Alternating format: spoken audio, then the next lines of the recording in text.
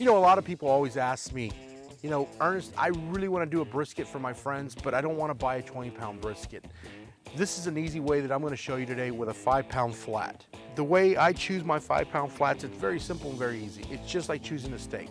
The thicker the meat cut is, the more, first of all, the marbling is going to be. Second, it's going to be actually juicy. And three, it won't dry out so quickly.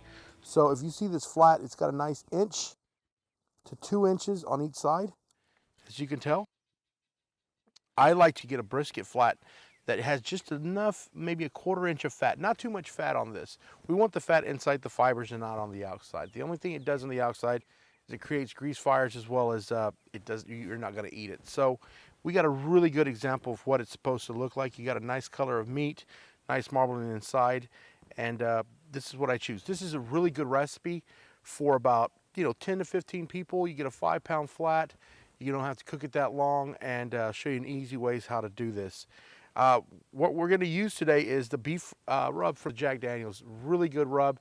It's got chili powder, it's got salt, pepper, a little cayenne for that kick, and the pepper granules are a little bit thicker, so it kind of brings that Texas brisket atmosphere. So you really don't need to add anything else to this rub. I really like this rub by itself on the Texas brisket. I think the moisture and the flavor that comes out with this brisket is really, really good.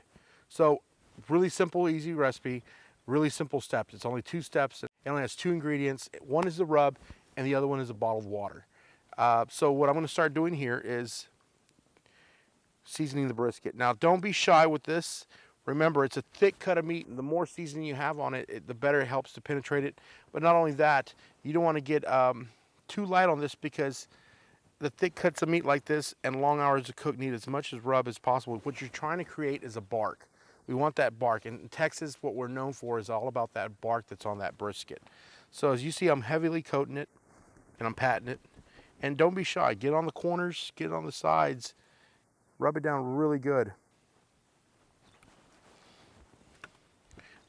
The smell that's coming off this rub is really good, and it kind of tells you what the precursor of what the flavor is going to be like on this brisket.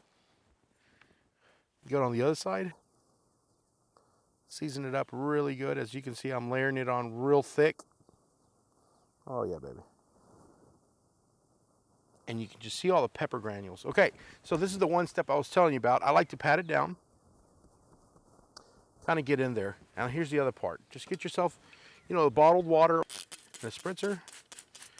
What we're doing is just rehydrating and making a paste for the brisket. The first layer of seasoning is literally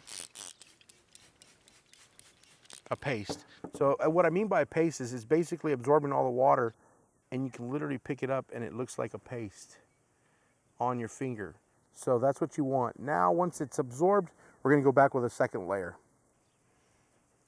And we're going to do this all around the brisket again, on the sides and on top.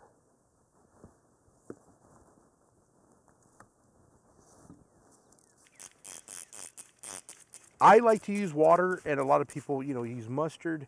They use, pickle juice. I just think, water, H2O, it doesn't affect the flavor. It doesn't alter the flavor. So if you don't like any of those other kind of flavors, water, you can't go wrong with water.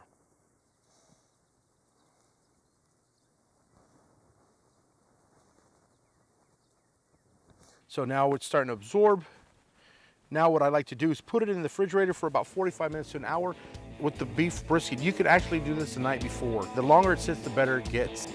So we're gonna go and put this in the refrigerator for about 45 minutes to an hour, and we'll turn on the grill and we'll start smoking. So we got our smoker here. What we're gonna be doing today is an offset smoker. We're gonna have the flame and on the charcoal on one side, and we're gonna put the brisket on the other. Today what we're using is lump charcoal and cherry wood chunks. I really like the way the flavor of the cherry smoke goes with the brisket. When you're using an offset smoker, always put the thicker side of the brisket towards the heat source.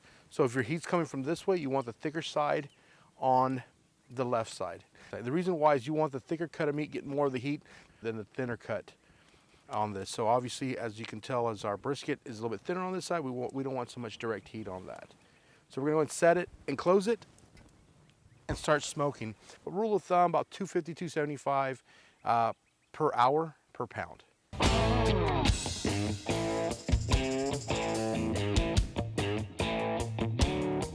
Okay, so now our brisket has been on for about 2 hours at about 250 to 275. This is where you want to start spritzing. The only reason you want to start spritzing is just to keep it moist and get the bark there. So we're going to check on it and see how it looks. It's been smoking over some cherry chunks. Oh yeah, this is exactly where you want to see it. I just like to moisten it up.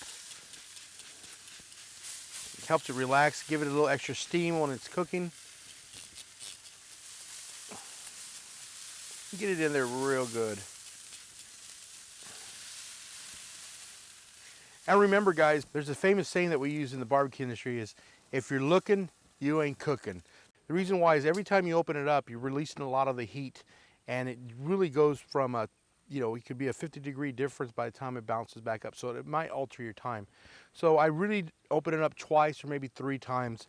We've done it for 2 hours. Now we're gonna let it sit for the next 3 hours. And maybe in between those, every hour, go ahead and spritz it for about 30 seconds and close it up. So the next time we open it up, we're gonna go ahead and show you what it looks like after about 5 hours. The first 3 hours is the most smoke I wanna put on it. Other than that, I just want heat. So if you put another cherry chunk right now, it'd be perfect. After that, don't put any more smoking. You just want it to cook, so just put lump if it needs it or not.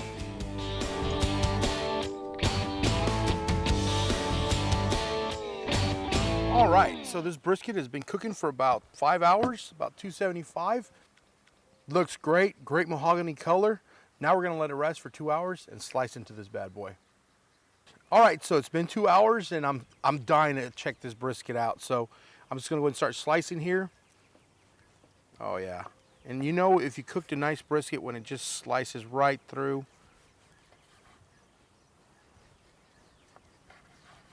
Got a nice smoke ring.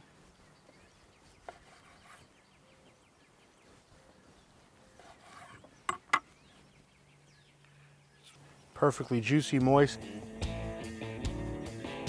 and tender. Ladies and gentlemen, it doesn't get better than this. This is what you call Texas brisket. Get yourself some white bread, some pickles and jalapenos, and life is good.